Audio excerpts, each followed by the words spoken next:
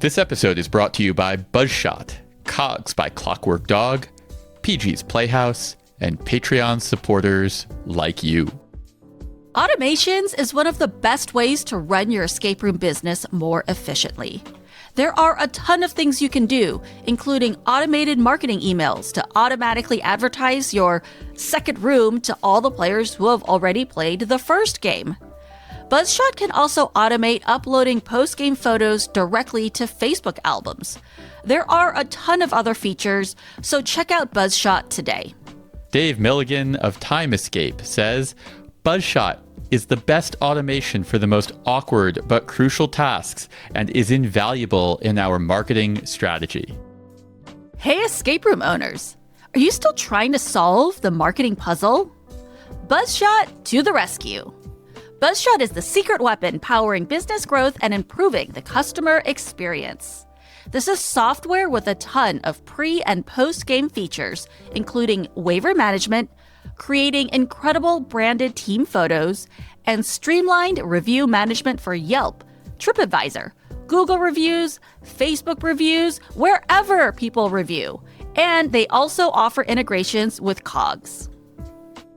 Streamline your marketing and grow your escape room business. REPOD listeners get an extended free trial and 20% off your first 3 months with no setup fees or hidden charges.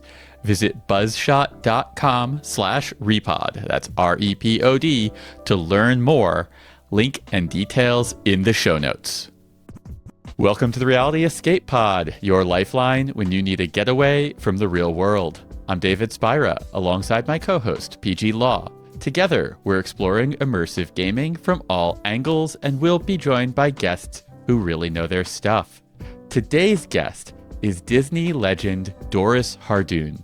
Her globe-spanning career took her from singing and modeling in Hong Kong to the halls of Disney Imagineering, where she cut her teeth as a graphic designer before moving on to show and attraction production.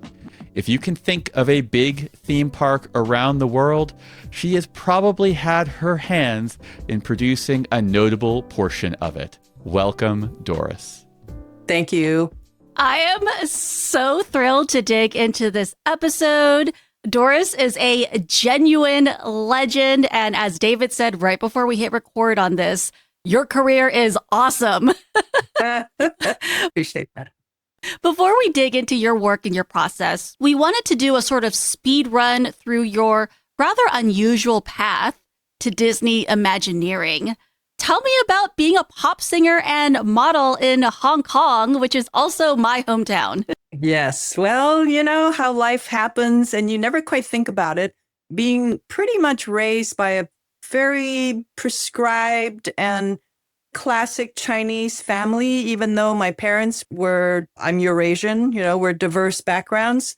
But the raising of my life with my siblings, we were very much of a Chinese style. And it was one of those things where I'm the youngest of 4, and my brothers and sister has already left, gone off to college in the United States, and I was left behind. And I guess I must have been the black sheep of the family because I certainly didn't follow what my parents probably wanted me to do.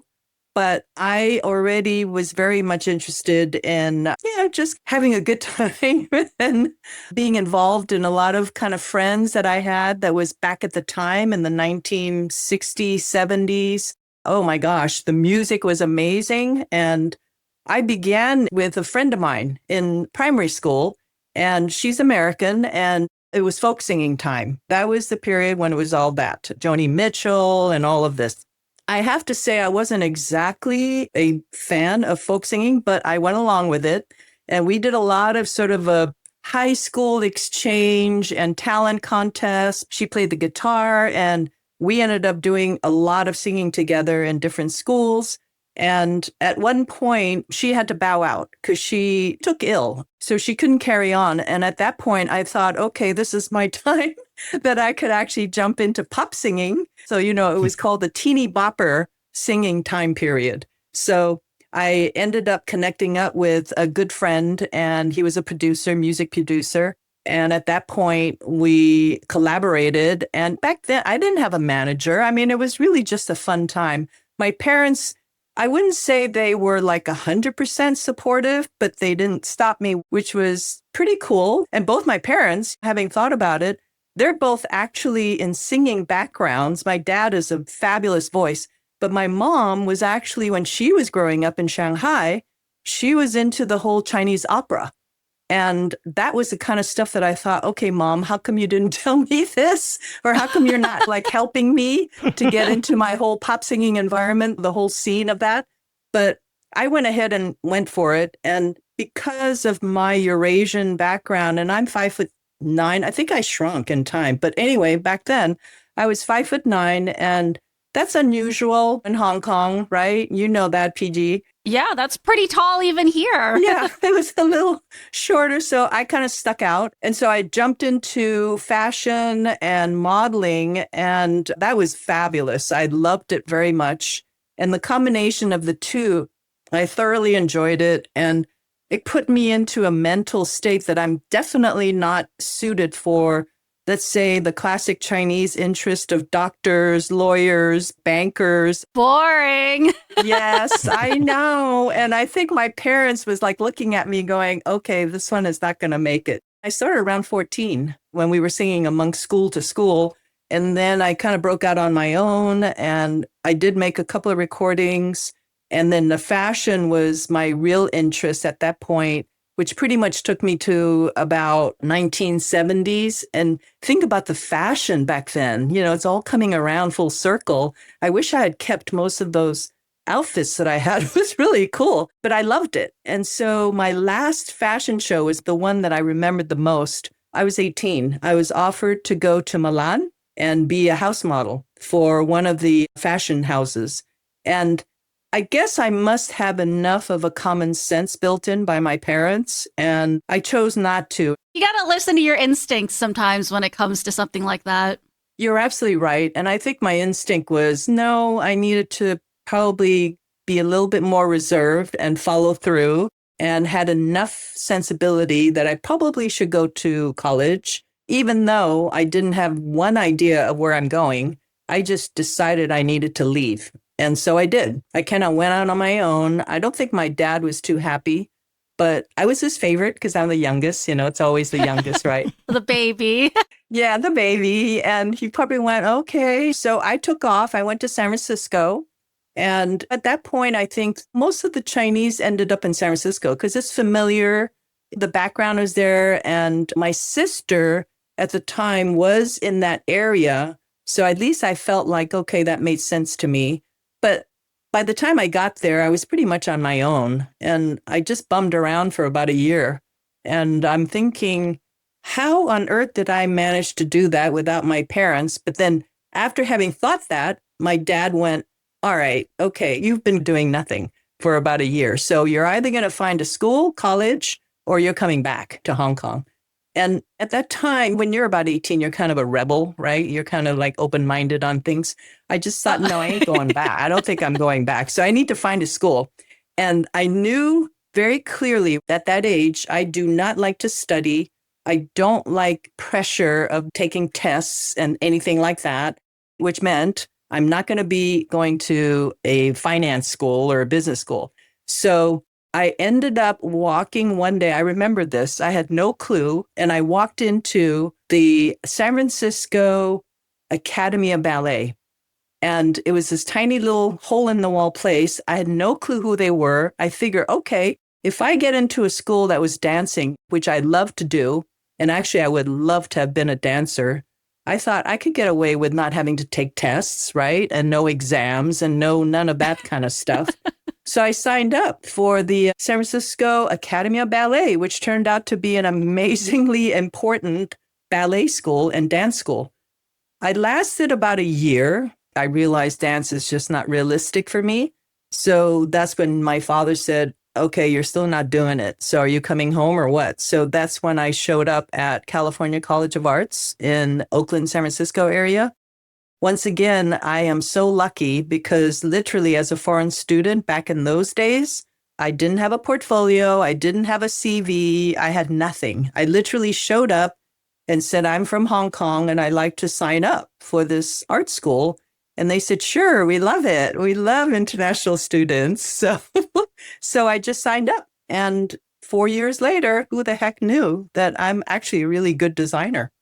So, how did you find yourself in 1979 joining Disney Imagineering? How I think about it, I am a very fortunate individual because after I finished school, I didn't go immediately to WDI. And I need to say this because I think in terms of your life, and a lot of times when you're a designer or any profession and you're beginning, right? You're right out of school. People don't really want to give you a chance. And even today, I'm finding this because I mentor a lot of folks and individuals that are just coming out of school. And it's not fair. I understand the reason why, but it's not fair.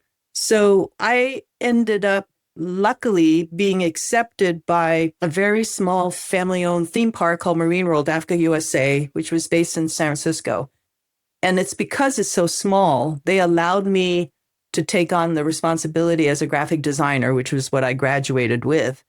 And it's because of them, and I give that credit to that point, that they saw and took, I'm going to call it the risk in hiring a young graduate that had no exposure to anything and gave me the chance.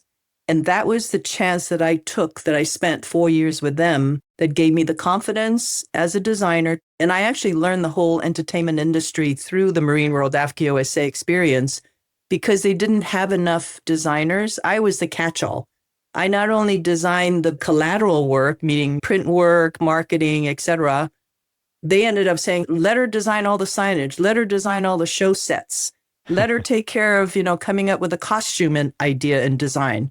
And it was just wonderful because I blossomed. I think it was at that point I really blossomed into this industry of feeling, even though I'm very graphic oriented back then, very 2D, I could become 3D, and I didn't have a barrier in my mind. In my own personality, I guess I'm a risk taker, but I'm also a calculated risk taker. Even at that young age, I didn't realize how I think it through, and I don't want to disappoint people or my boss or myself. So even though I ended up doing things that I've never done before, I could visualize it and see how my training through school, my learnings and all of that, I could actually apply it, right? So I believe design work to a degree is adaptable, it's connective, it's translatable. You obviously have to learn another language, another form of whether it be paint or whatever. But deep down, I really feel the concept is the same. I knew about color, I knew proportion, foreground, middle ground, background. I understood all of that and applied it to whatever. So it was through that process for about 4.5 years that at that point, my boss then said, maybe we could get some freelance work, just expand ourselves a bit. And apparently he had a connection with Disneyland. He worked for the theme park itself in Anaheim, but he had connections at Walt Disney Imagineering. And mind you, back then it was Walter Elias Disney, WED. That was what was the acronym. And it didn't change to Walt Disney Imagineering until in the 80s, I believe. So when we ended up showing up in Glendale, where the headquarters is, that was in 1979, yes. And I had no clue about the Disney organization. Growing up in Hong Kong, we didn't know about Disney. I mean, I wasn't raised on that like a lot of the individuals here in California, especially, or in Florida. So I just showed up in a very sort of a simplistic attitude that I'm interviewing for consulting work. I wasn't even thinking anything more. And lo and behold, I was asked to be in an interview with individuals to look at my work. And back then, I carried around my slideshow carousel and a little slide projector. And I would just show my artwork from Marine World Africa USA and my schoolwork.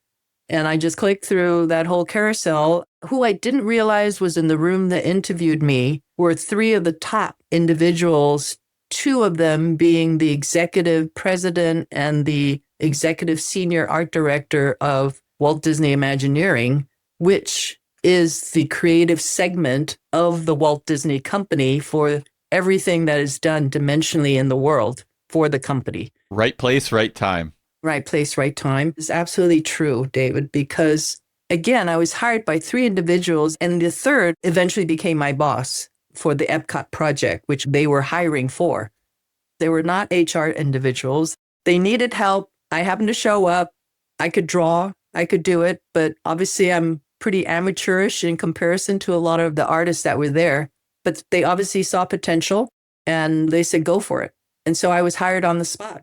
And that is what began my entire career for the following 40 years. And I'm so grateful for that opportunity. So I do the same now to pay forward whenever I can to help others to give that entry point. That's what people need. And we'll come back around to that at the end of this episode. As a first-generation Asian American woman, I was very inspired to hear about your career at Disney. But I'm really curious, what was it like being a young Asian woman working in the male-dominated Imagineering offices of the 70s and the 80s? PG, is fun that you say the young Asian woman. How about the old Asian woman is still trying to get through the male-dominant industry? Some things don't change, huh? Well, I think the difference is me. I'm the difference. I don't get intimidated anymore. I don't question how I think and what I do anymore. I'm confident of what I do and how I think. And I always say, I'm just going to tell it as it is and not be reserved. You do it gracefully, you do it with respect, and you do it with interest to other folks. But I'm going to say what I think and how I believe it should be. That's the huge difference, to be very honest. If I go back in time to when I first began at WDI or WED back in 79, I was, I think, there were only 2 Asian women designers at the time. And I think 1 Japanese gentleman. And I don't think it was a desired thing that they chose that way. It's just, that's how it happened. There really wasn't that many Asian designer interested people. They all went for the banker. They all went for the business guy and the doctors, right? That was the tiger mom push for all their kids to become those. I mean, what Chinese parents would ever push their kid to be a designer? That would be like not good, let alone a dancer for that matter too. And my parents never stopped me or anything. I don't think they never questioned me. They just kind of went, okay, that's what you want. Then off you go. You make your own living. But it was fine. And especially going into a company like that, we had a job to do. That's the focus I had. And that was the feeling from my bosses to say, here you go. You know, we have EPCOT and we need to get cracking. And before I knew it, I got jumped onto, it was actually Life Health Pavilion. And it was amazing because I managed to meet Frank Armitage, was one of the amazing individual artists. I didn't have the opportunity to work with Walt Disney. He had passed away, but Walt had brought over from the animation world, the 9 old men, as they call them. And I have to say, I benefited 1,000% having these individuals be my friend, be my advisor, be my mentor. And they were the ones that helped me get involved into the whole industry in the level of what Walt Disney's expectation was for how to create product that I knew about was EPCOT. That was my introduction. I had at that time, I didn't get involved with Anaheim, Disneyland, or the Tokyo or Walt Disney World. My focus was EPCOT. And it was amazing. Within Imagineering, you started out as a graphic designer and you moved up into show and set design and then into full-on leadership. Mm-hmm. What was that path of career progression like for you? How did you go from not even realizing who you were interviewing with to becoming a leader within this organization? There are multiple reasons and there are multiple circumstances. There have to be. Yes. It's not a simple path. It was not a simple path. However, I will caveat initially to say, truly, it was a different time back, if you want to count back 40, 50 years ago. The thinking process, the leadership individuals were very different. The focus that we had to do was very project-oriented focus, team structure, and I'm going to use the one word that I want to say is somewhat not the same today, and that is family. We literally were a family. We were tight. We were very small in volume of people, population of the Walt Disney Imagineering Company at the time. When I was hired on, we were maybe only 700. And then we quickly grew because of EPCOT's needs to get what needed to be done. We grew into maybe 1,000 or 1,200 as the core group. And then, of course, we collaborated with many people, individuals and vendor consultants in Florida to get the job done. But to answer your question specific, for me to start as a graphic designer and then moving into where I ended up at when I left and retired in 2022 as an executive in charge of billions of dollars versus when I first began, my job was very humbly one of 4 designers assigned to the land pavilion. When I finished, Life and Health began, but they decided not to go forward with that pavilion. So I was shifted over to the land pavilion. And at that point, I learned so much from my boss, which is Rolly Crump. He's another legend for the company, amazing gentleman, knowledgeable. And I'm going to say it's back to what I experienced at Marine World Africa USA. People that didn't have an issue with letting somebody young or letting somebody without full experience, knowledge, polished, perhaps, have the opportunity to do the job. And I'm not one to stand in front of my friends and peers and say, me, pick me. I just was in line with everybody else standing there waiting for our assignment. And I never said no. Every assignment they gave me, I did it. And that's when my knowledge, beginning at Marine World Africa USA, I went deeper. I was given opportunities to create signage, graphics, physical environments, dimensional. I think there's a social media following with this one particular piece of artwork that I created for the Land Pavilion, which is for the Harvest Theater mural, the pre-show mural, that I decided to create it as a carpet. It's a 240 lineal feet-ish, one shot of a carpet that went into that pre-show space. And it is still there 40, 45 years later, looking like it was the day it opened and the day it was installed. It's spectacular. And the fun thing at all, David, I had no clue, but I had friends telling me, you have a following on social media for that piece of art because it had so much meaning. It was so representational of color, of style, of finish, the carpet finish no one has ever done before, and of that time period, of the 60s, 70s, and 80s. And I have to tell you this little sidebar, PG, you love this. We have to go out for sourcing, obviously, for the vendor as to who's going to make that carpet when it was finally approved by my executives back at WDI, Walt Disney Imagineering, that home base, when they finally approved the design I made. We had to go and search for the carpet manufacturing company. We went all over the place. And of course, Asia, China, and Hong Kong had all the big companies, 5 companies. And finally, we ended up with the one that rose to the top that could do the job, had the reputation, came in on the right budget, and they flew me. The company flew me as a young little new designer. And this is like maybe, oh my gosh, 2 years into the company. They flew me to Hong Kong to be the art director, to work with this factory, to make sure I wanted what I wanted, which was very specific to the colors and the beveling of all of the edges of the carpet. And this is a thread carpet. So each wool thread had the color. So it's not a printed color. So it lasts. And that's why it's lasted all these years. The company that ended up doing it, and I will say right off the bat, I didn't get any kickback, was my uncle's Taiping carpet. which was famous. It was totally famous. I don't know. You're too young, PG, to know, but maybe your mom or your dad might remember. But Taiping Carpet is huge. Yeah, I'm sure I'll ask them tonight. Yeah, that was my uncle's company.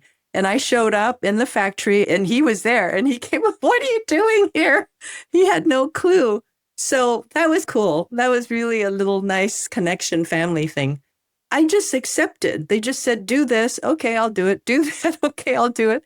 And I think in the end, as time went in my career, I pride myself in following through. And if I didn't know, I do my homework. I do my homework really well. And I talk to individuals who have been or who have done it so that I could learn from them. And that's how I continue to advance in my knowledge.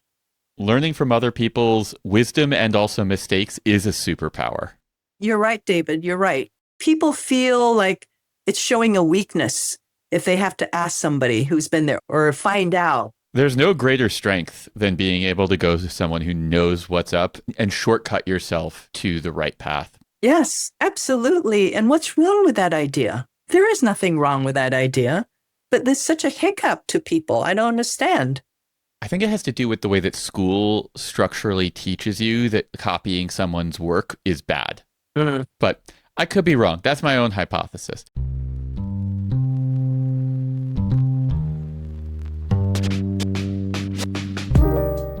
Talking to an Imagineer makes me reflect on how all of the details matter when you're crafting an experience. And we really do our best to think of everything that we make as an experience, whether it's this podcast or the things that we write, or even our Patreon, which we have been upgrading the aesthetics and the functionality of for quite a while. The last few months, we have put in a lot of effort to make that a much more pleasant place. And now you can gift subscriptions to people. You can also enroll for an annual membership and save 10%. So yeah, we're adding a lot of things as we continue to refine what our products are to help make our community stronger. And let me tell you, everybody always comments on how friendly the escape room community is, but there truly is no better community than all of the Patreon supporters in our Discord. The RIA community is really wonderful. Everybody is so kind. They're so welcoming. It's so wonderful to go on the tours, to go to the conventions, and meet and chat with people that you're already friendly with because you see them in the Discord. It truly is a welcoming community. If you have the money and you are financially stable enough to support us, please consider checking out patreon.com/roomescapeartist and tossing a couple dollars per month our way, or spring for an annual membership. You can save 10%. But that money goes so far for us. Thank you in advance, and thank you to everyone who supports us. I'd like to explore the breadth of theme park audiences with you for a bit. Literally anyone could walk into a theme park. How do you approach designing for such a broad audience? Categorically, our products are very specific to certain parts of the world. And we have the United States, and frankly speaking, West Coast, East Coast, two different audiences, huge difference. And a lot of our designers here on home base on the West Coast, they think, oh, we're just America. We're just That's the huge mistake. They didn't realize the East Coast audiences that come, the guests, they're from basically the snowbird side, and they come from Midwest South of America. And their interest, their food interest, their merchandise interest, all of that is different from the West Coast side.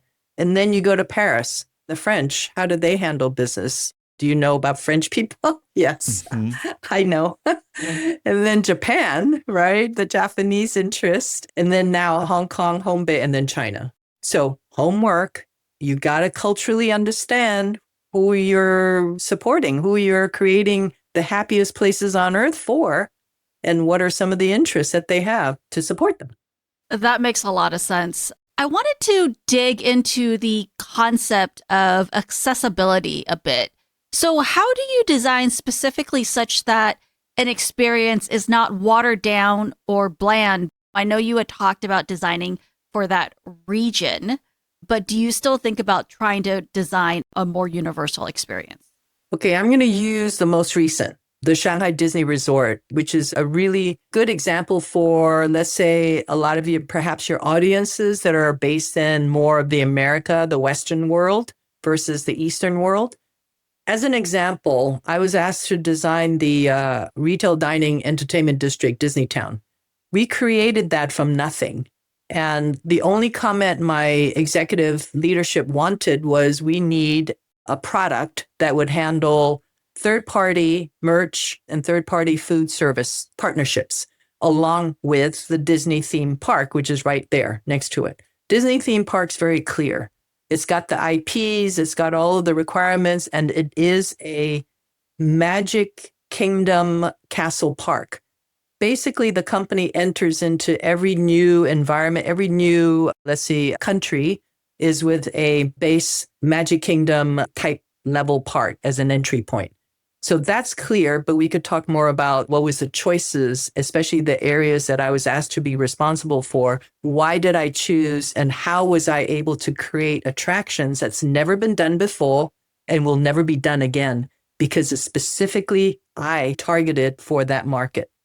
Disneytown was also specifically targeted, in my mind, to a Shanghai taste, interest, food, usage level. And I guess it's because I had the advantage being Shanghainese and growing up with that environment. I knew the kinds of things that would be comfortable or familiar for the audiences. So the accessibility of how the 4-2-1, have you heard of that before? No, explain it. China is viewed as 4-2-1 society, 4 grandparents, 2 parents, and 1 child. And at the time when we designed the Shanghai Disney Resort, that was the case, was only 1 child was allowed. Since we finished the project in 2016, the government allowed for 2-child policy. So when you think of it that way, the parents have the 1 child, and you've heard the Chinese view the grandchildren like they are little princes and prince. The little prince. And totally spoiled rotten by the 4 grandparents from the 2 parents. And the 4 grandparents, that's the other thing. So I knew all this, but I had to help a lot of my colleagues understand to read up on it, do their cultural homework and awareness because they didn't understand. Those grandparents are not in their 80s and 90s and 100. They're in their 50s and 60s because by law, they have to finish and they have to retire at a certain age.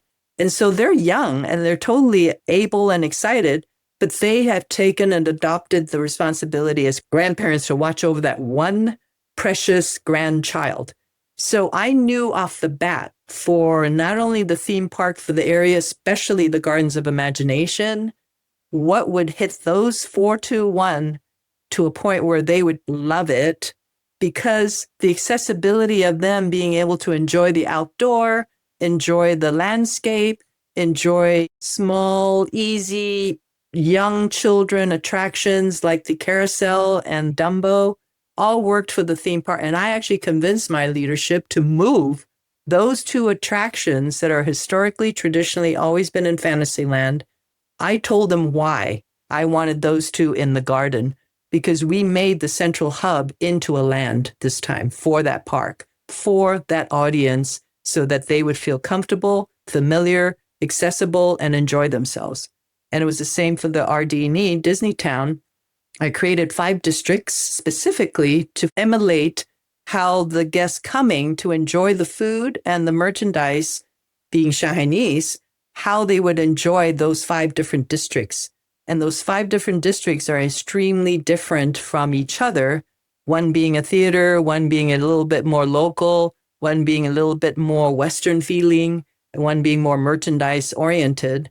And it was also to help my alliance partnership with the alliance team who had to go find all those food and merchandise vendors and or third-party partnerships to be interested to be part of our Disneytown for opening day. And I will say in the end, 41 of them all signed up and we were totally filled for opening day.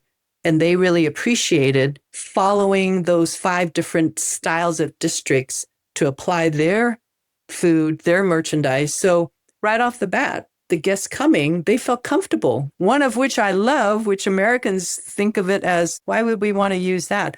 Is they had Cheesecake Factory in one of the areas, and it was one of the most popular and still is a restaurant because Cheesecake Factory, as we all know, when we go eat there, it's like huge amount of proportion and food, but the Chinese love that. Oh, we love it. It's a good value and they order a lot. And because of the 4-2-1, you're usually moving with 5, 6, 7, 8 people in a family group because the Asians move as a group. They don't normally come like 1 or 2 people. So they all go together and they love to eat like that. And then they all share their food. So it's just those kinds of simple day-to-day lifestyle, cultural awarenesses that actually gave that depth of giving the guests what they want and how they feel comfortable with, that they would want to come back. And they feel, okay, I want to come back because I get it. I like it. What I'm hearing is that the mandate is less about making it globally appealing, and you're really trying to cater to the regional taste. I think so. So the one aspect of that is, as I mentioned, every entry by the company into a new market is always with a castle park. So let's take France. I don't know if you guys have been to the France Magic Kingdom. It's beautiful. It's one of the most charming parks, I think, in all of, there's 6 of them in the world now with the castle park, including Hong Kong, Shanghai. And France is the same. You go there and you walk through that whole theme park, and there's certain aspects of it that just works with the French styling, the European interest. The key would be always food. Food and merchandise is one of the no-brainers that we always make sure. But even the castle was designed to be one of the only fantasy-based, like Ivan Earl style fantasy-based Sleeping Beauty. Because in France, that country, or Europe, that whole continent is loaded with castles, real castles, and you can't compete with them. So Disney can't compete with a real castle. So they ended up with a more fantasy styling base. So it gave the guest a little bit extra. So they don't come to Disneyland in Paris and go, well, I've seen that castle. That's just the repeat of XXX over in Germany or XX over in Vienna. Instead, they look at that castle and go, I've never seen that castle before because it comes from the animated film Sleeping Beauty. And it's just beautiful and it's elegant. And the story angle of it fits perfect with Disney's storytelling. And it just pulled all the guests' accessibility into that park so that they can actually enjoy a day, a night of sort of stepping away from their everyday life and then walking into a magical environment. That's just how we do it. That's what we think about in order to create individual signatures, but yet there's a commonality because the common is it's a castle park. So each one has a castle, but they're all different. Yeah, that's one of the pleasures of sampling the different flavors of all of the different parks around the world. In 2000, you left Disney for Taft Design and Associates, where you spent roughly a decade working on a wide variety of projects for museums, resorts, and a wider variety of theme parks. What were the biggest differences between working for Disney and having a portfolio of more diverse projects? I think it's pretty much the same. Maybe the difference is when you work for a company like a Disney organization, they have their needs of creating environments that they have an idea for, how they want to support all of their existing guests within the different regions around the world. So they have their IPs, they have their own stories to tell. And when you work for a company like that, then you fall into that environment and that sort of culture to be able to express and portray those stories to the public for the different regions. When you work for yourself as a consultant, in a way, I'll use this word because I can't think of another word at this point, but you're more free. You're freer to then tap your own resources, your own experience, or you can navigate yourself, which we did, more into a museum community of design projects, which I love. I love designing museums. And only because I don't like going to museums. And I'm the perfect designer for it because I don't want to stand there and read these plaques that are like 4 feet tight. You and me both. I feel so seen. I appreciate the content. I want to know, but I'm being unfair because back in the day, you don't have the ability of technology that we have today, where you can really create certain content in a much more engaging way and pull people in. I have that belief and I try really hard with all of our projects, but then I'm going to caveat and say at that time, it was only 2000. Between 2000 and 2025, technology was like actually quite amateurish or very simple in comparison again. So it's exponentially growing. But we managed to really be involved in projects that I would have never been able to with Disney. Except I will caveat, Disney did send me, I'm one of the only executive in 1996-ish. And I was given the opportunity to design the Autry Western Art Museum in Griffith Park. And I will tell you that if you ask me what are my top projects in my life that I think about that I really feel connected to, I'll say EPCOT, of course, my number one is like my number one baby. Autry Museum is by far. Baltimore Children's Museum was the two museums projects that are mega that the company loaned me out, even as a Disney employee, but I was sort of on my own. I became a consultant within the company structure and created those two museums with my own team. And then the fourth has to be, and you guys will always hear me talk about Westcott. Westcott was the most dear to my heart, most dear. And it was also the most dear with the way my team structure was back then. It was amazing. When you're hitting it just right with the right team, the right project, the right timing, it's a joy. It's a real joy to work on a project. Can you tell us what Westcott was? So Westcott was an idea that there were two projects that our team was asked to do, perform concepts for. I'm going to say perform, and we perform. And it was for Disney Sea, which was a concept for the Long Beach area. And then Westcott was for the Anaheim area.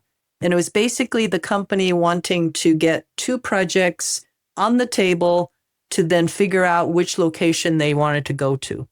So Westcott ended up becoming EPCOT, but brought to the West Coast.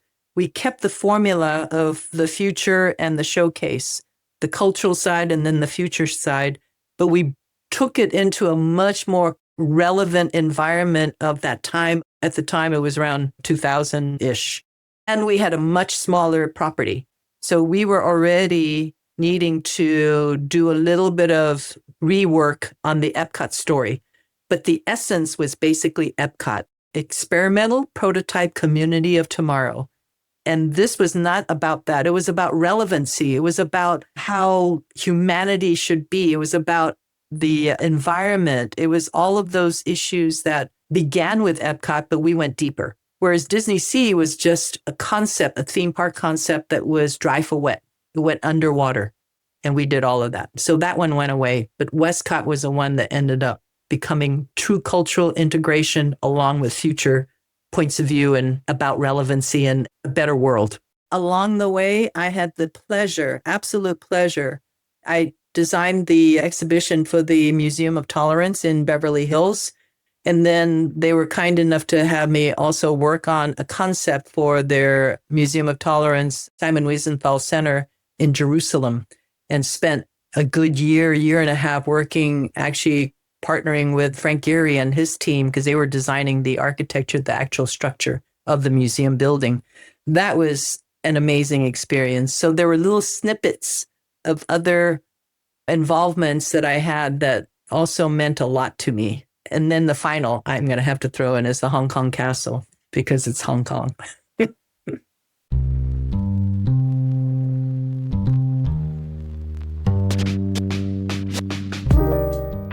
What do you get when you mix pals, puzzles, and trivia? That's right, it's PG's Playhouse, our newest podcast where you can play along with our guests through some games featuring a blend of wordplay and trivia. Then I share an interesting bit of trivia, lore, or history based on the episode's theme. What does the future look like when technology goes awry? In today's game, I've taken cyberpunk movie titles.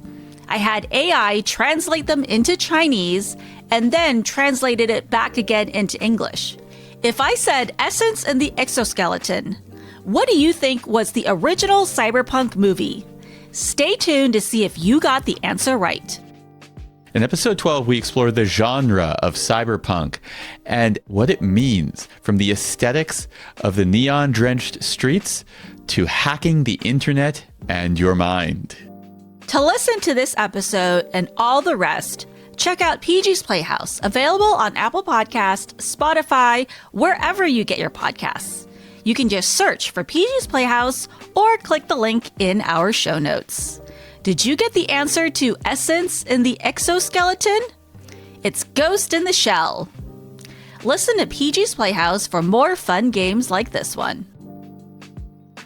Before we shift into more of the way you approach work, I have one more question about your career trajectory, and that is, leaving a company like Disney and then returning a decade later has an interesting way of shining a light on change.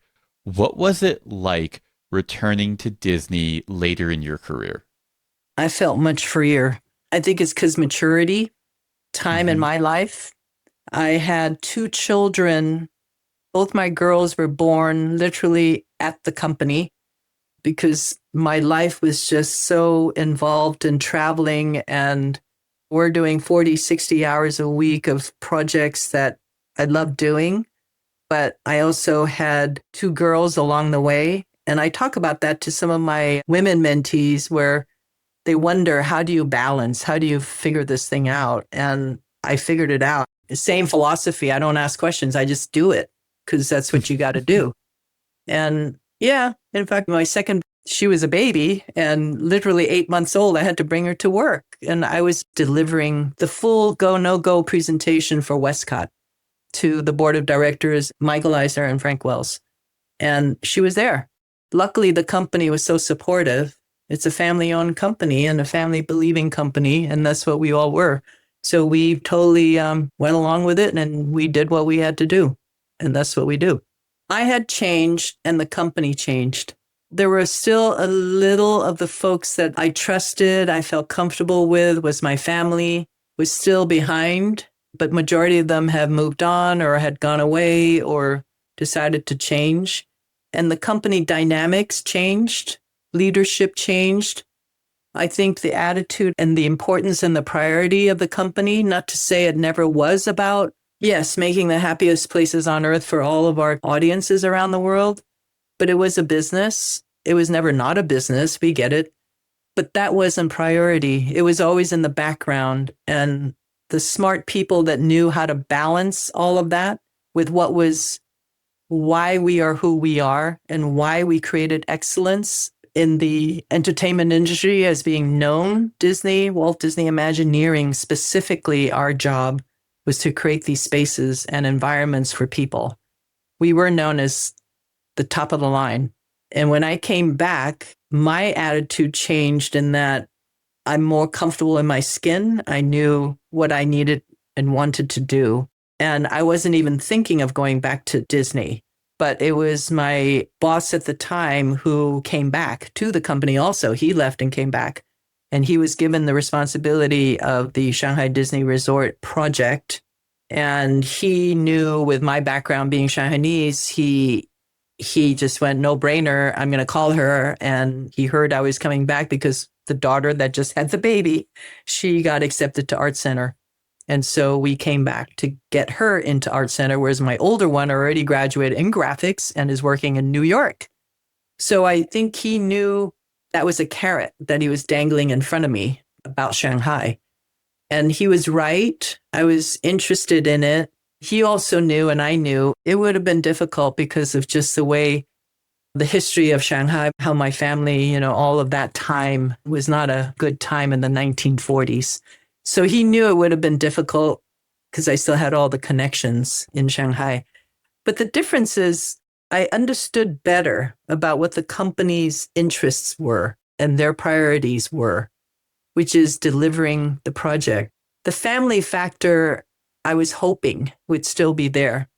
And I created that family within my own team structure. But it didn't feel like a family anymore as a company, as a corporation. With this as a launching off point, I want to shift gears and explore more about how you work and how you think about creative and about production and about delivery. Creativity doesn't always adhere to timeline, nor do inspections and approvals. How do you go about balancing the demands of a project and timeline with creativity and business needs? Good question.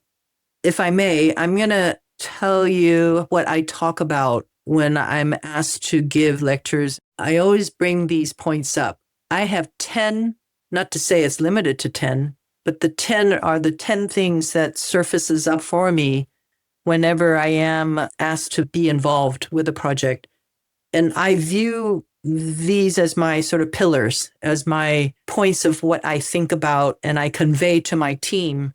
So we're all together as one and we're all rowing in the same direction, but with the appreciation that every single individual is unique in their own point of view. And along the way, as a creative leadership, I was lucky enough to be positioned into projects as a double header, I call it, the creative leadership as well as the producer leadership. So I was doing both jobs and I loved it because I didn't have to talk to anybody else. I talked to myself, and, I sort of negotiated with myself as to what had to happen. What concept do I have to maybe give up in order to make the budget? And then how do I, all that stuff, which actually also gave me that confidence to know who I am. So I'm going to say everything that any designer ends up getting involved in, they have to believe and realize that being innovative, you need to be analytical and strategic at the same time in how you think. So it's your left brain, right brain, and there's no way around it. And to deliver anything on a request or on a project, you have to also believe and know and understand you will be subjected to tangible and intangible circumstances that is totally out of your influence at times. And I'll use that example as Westcott. We put everything into it. We did it for 6-7 years. We were ready to go. We were like ready to go. But the tangible, intangible circumstances, influences that had to do with business, had to do with issues at a certain point, basically stopped it and yanked it. And so I talk about that. I also talk about, I'm much clearer about who I am. And you need to be clear about what your brand is.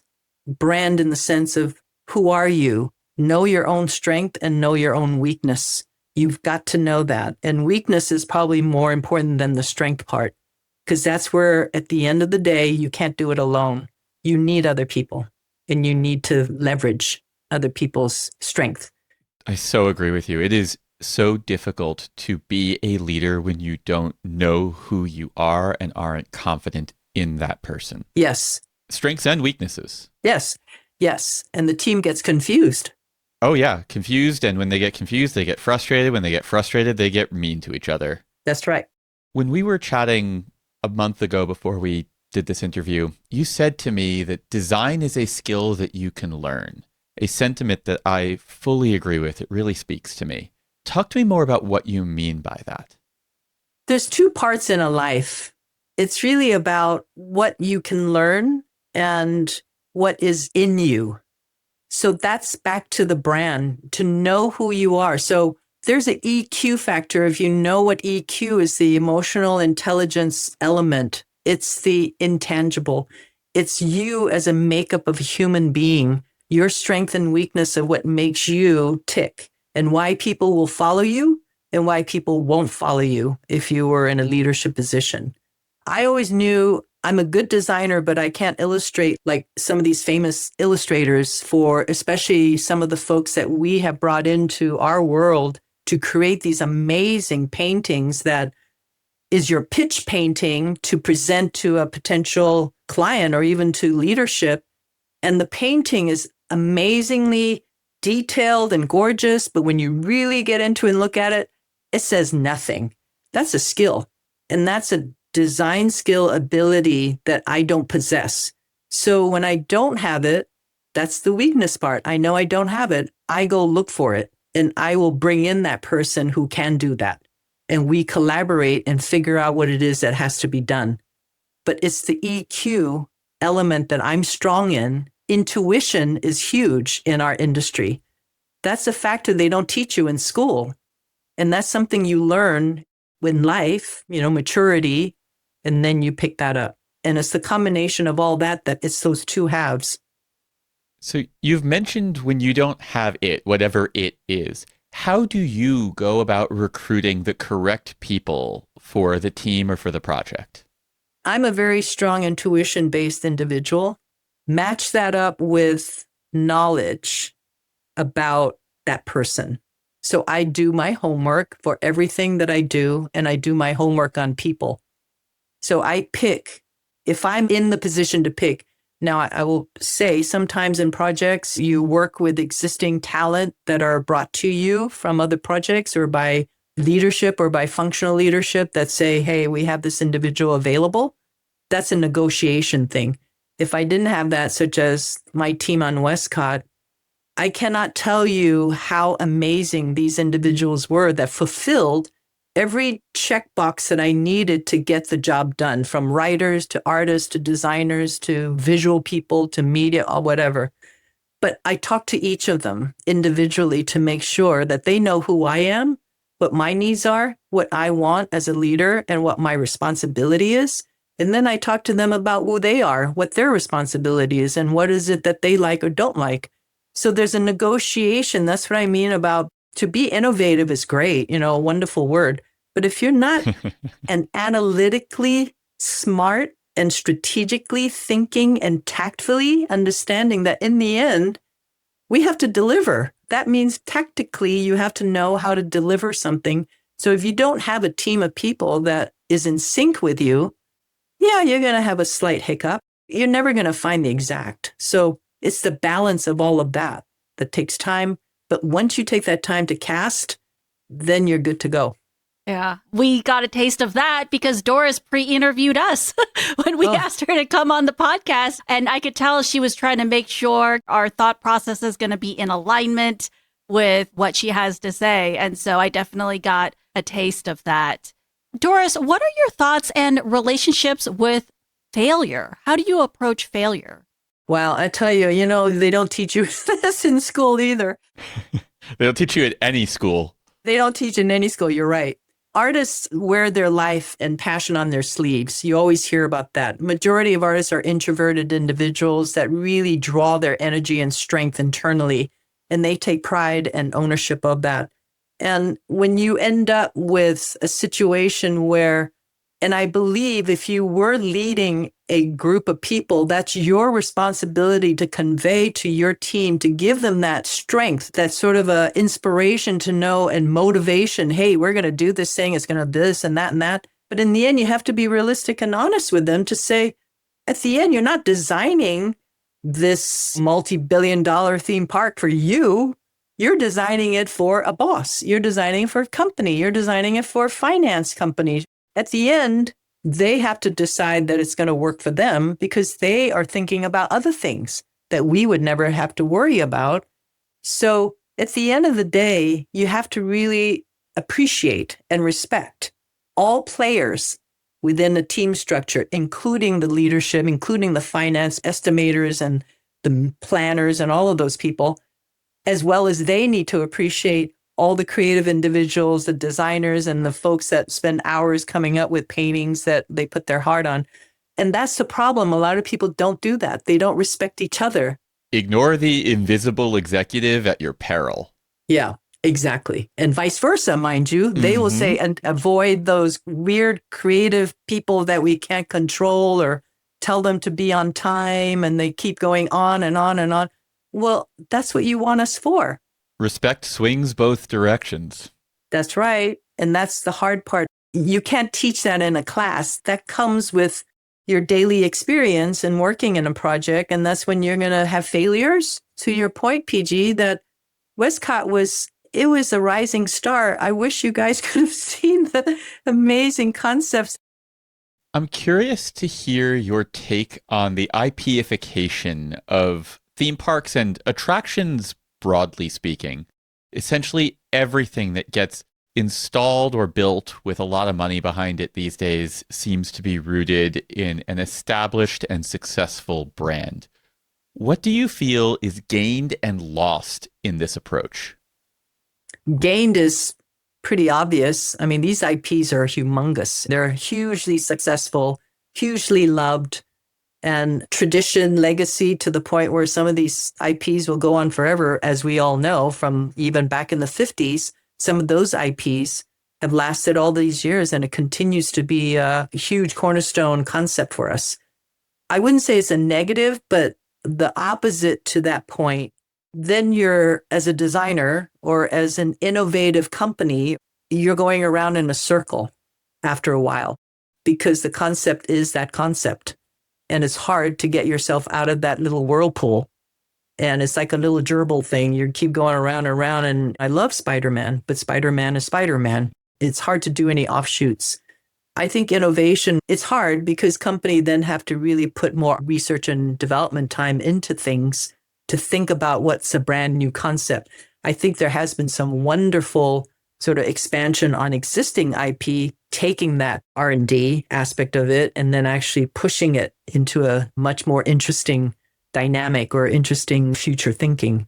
So it's a balance, but if something ends up becoming only IP based and it's the same IP, after a while, even the public's going to go boring, kind of hearing the same story. Yeah. To the people who are building new parks and immersive experiences today, what do you hope people do differently or embrace from past experiences? Boy, that's a tough one. That's a tough one. I have a feeling, I kind of tell this too when I do lectures in school and especially with kids. And it's a not so nice thing to say, but I believe in it, is there's never a new design. Every design has been thought of already. It's just how innovative or how out of the box, how creative, how risk-taking can you be with an existing idea and change the shape of it, the dynamic of it, the usage of it, the color of it, or the depth of it. Then you could maybe come up with something that has a little bit of a different attitude to it and a feeling to it that would excite the guests. Because think about it, today's audience is so sophisticated everywhere in the world, and it's our fault because we kept upping it, and giving them better, exciting, and things flying across the world, and it dimensionally is flying across. That's like amazing and huge.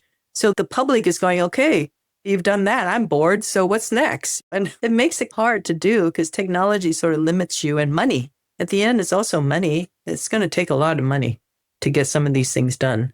I don't know, but the right answer is. It's totally reasonable. It's a complicated question. Very, yeah. So, Doris, these days, as you've mentioned, you do a lot of mentoring of young talent. So how do you go about doing this?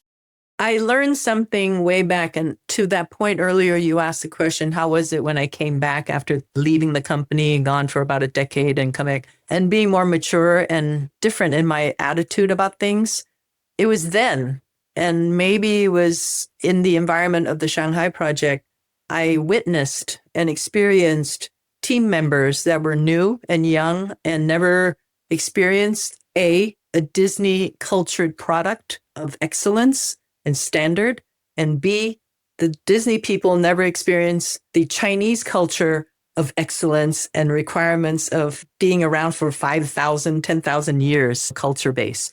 And I think it was through that process where I formulated an interest to help, to share ideas of how do you mitigate tension and misunderstanding on things by explaining one to the other with my knowledge. And I will bring in other individuals that have better knowledge of certain specifics to help make people understand that what you're involved in requires a little more depth than just going, oh, let's go into the file cabinet and pick out this drawing and we'll dust it off and then we'll just stick it in there.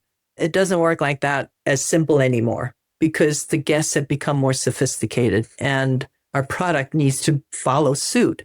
So I think majority of my mentoring began at that point where I did create an initiative that I call the Global Connections Collective, where I seek out individuals that are learning, but I also seek out individuals that have knowledge from all different types of industry environments to really be available to share knowledge, to support folks that need additional or are curious about info. I always talk about the curiosity connection factor, that we should all be always curious about the other, because there is always something different and you don't know it all. And how great is that to be able to talk to a scientist and find out, well, how do you view something creatively interesting for people to experience? And their point of view would be very different from mine and be very different from an architect's point of view.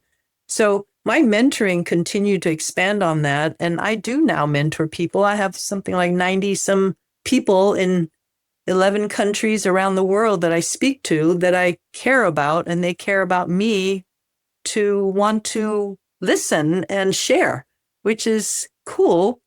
Because at the end of the day, to me, if we don't have a strong relationship between an individual, that's where problems begin. Miscommunication, like we're experiencing already at this point, right? So to take the time and care and respect to speak to one person at a time and hear them and listen to them. Because when I do mentoring, it's not me to them, they are to me as well. So it's both ways. It has to be both ways because they're saying things that I don't know about or I didn't even think about. So I think it's important to have those kinds of attitude. And I say it to everybody, no matter how young or old, you should be paying forward all the time. Got to be paying forward and connect with people. It's connections, total connection that's important. We conceived of this idea.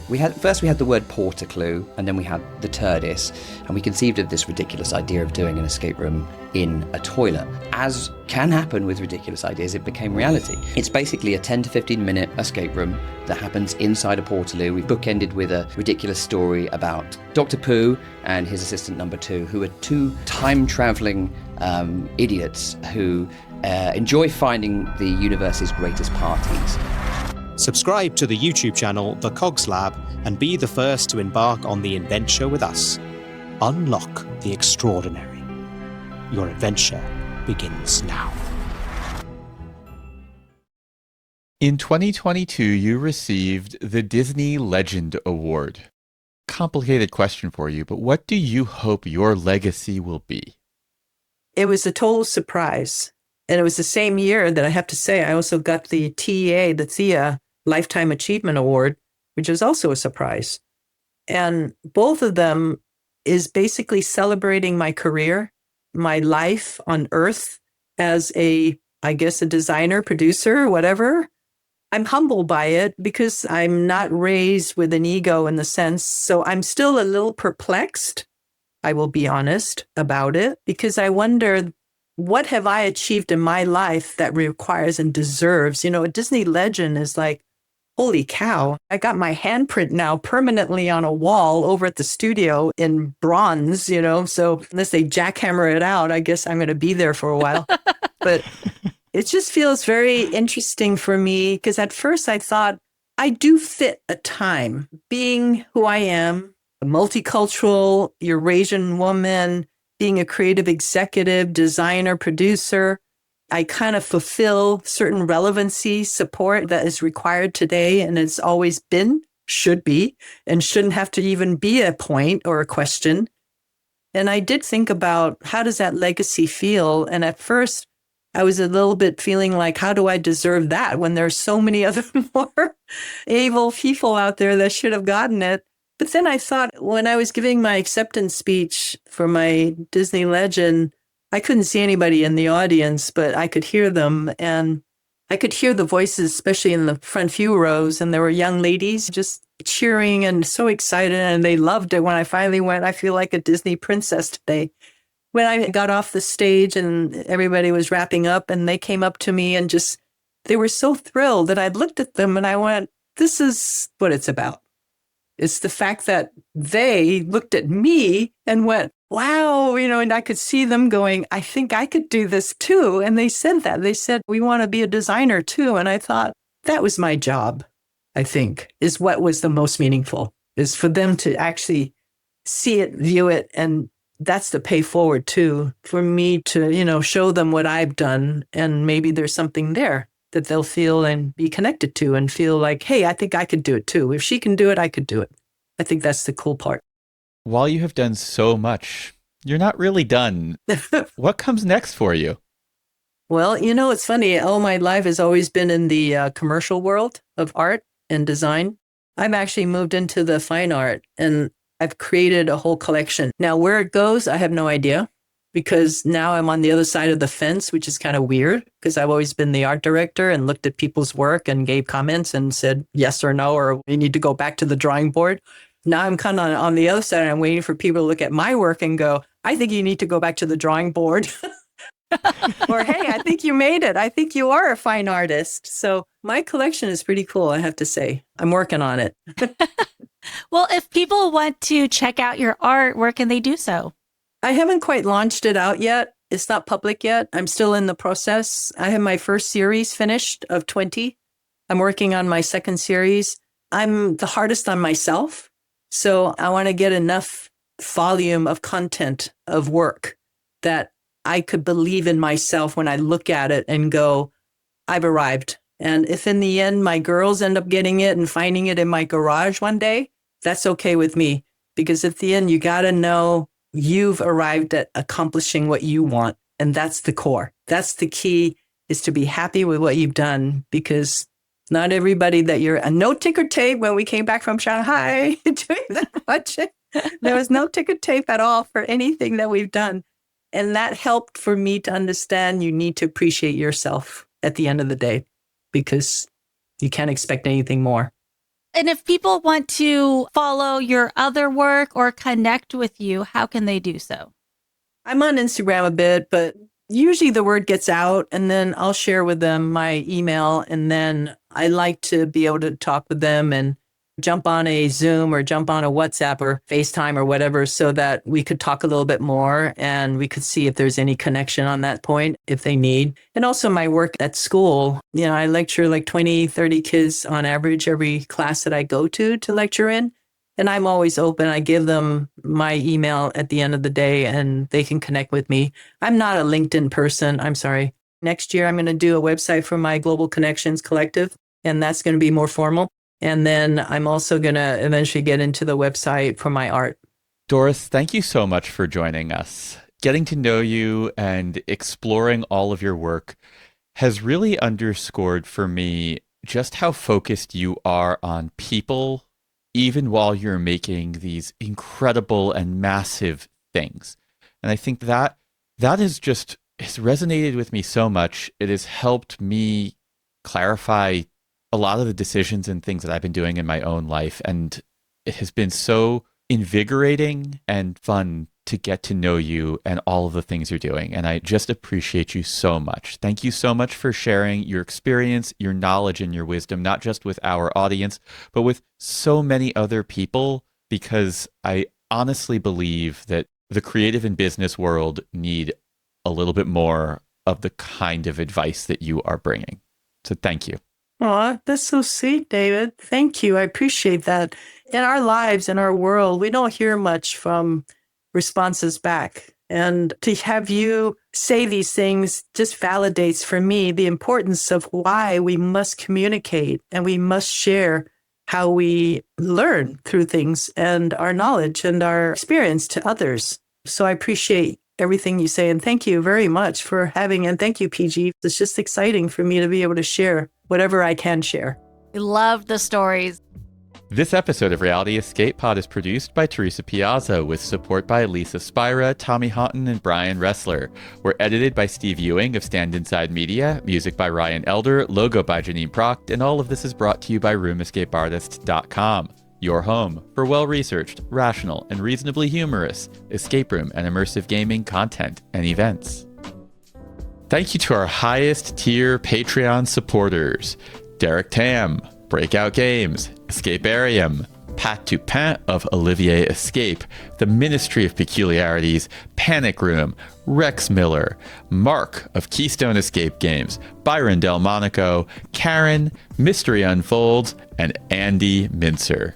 Thank you so much for your ongoing support. It means the world to us.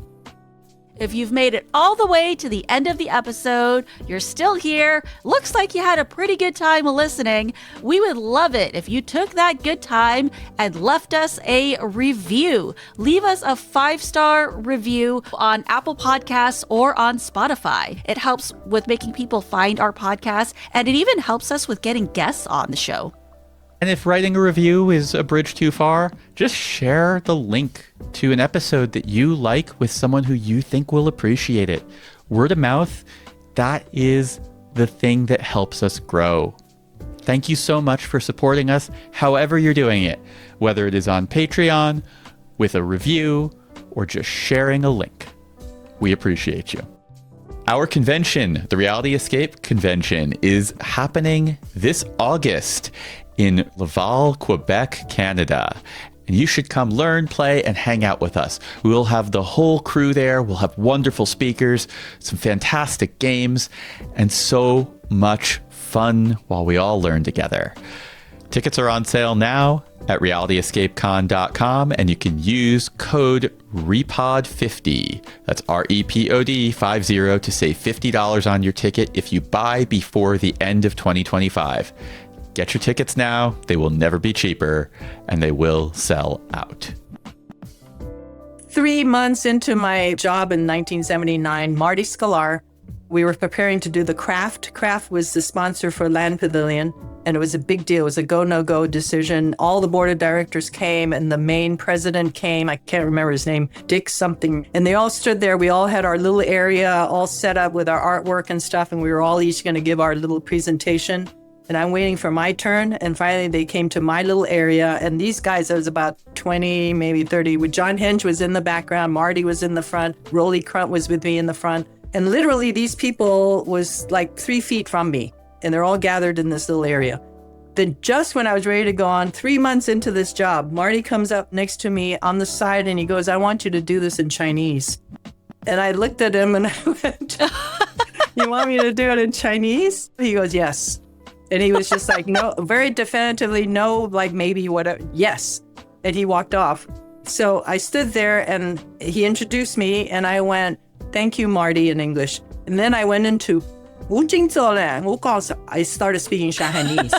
Because I figured Cantonese, it would be easy for people maybe know. Mandarin, they might know Mandarin. But Shanghainese, usually people don't know Shanghainese. For about 5 minutes, I said, so what I talked about in Shanghai, weather, I talked about the weather, I talked about my feet hurting, and then I would throw it in English, EPCOT Center.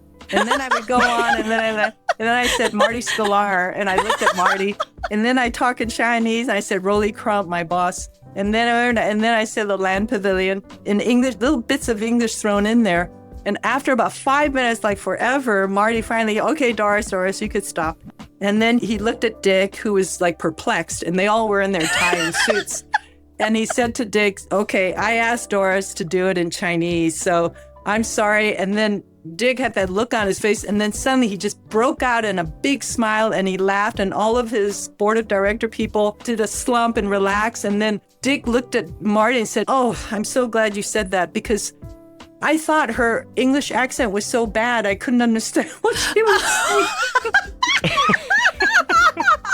And he was like so embarrassed. He thought, "Oh my gosh, her English. Oh, I'm so glad you said, okay, she was talking Chinese. Got it."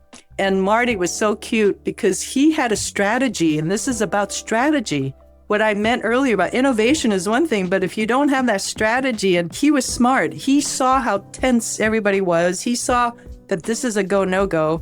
And he asked me to do this on the moment. He had this idea, and he said, "I did it because I wanted to break the ice with the whole tension of the go, no go decision." And after that, ties came off. People were relaxed. They were laughing. And then they went on for their other presentation. And then Marty came to me after, at the end of the day, and he said, "I want to tell you something.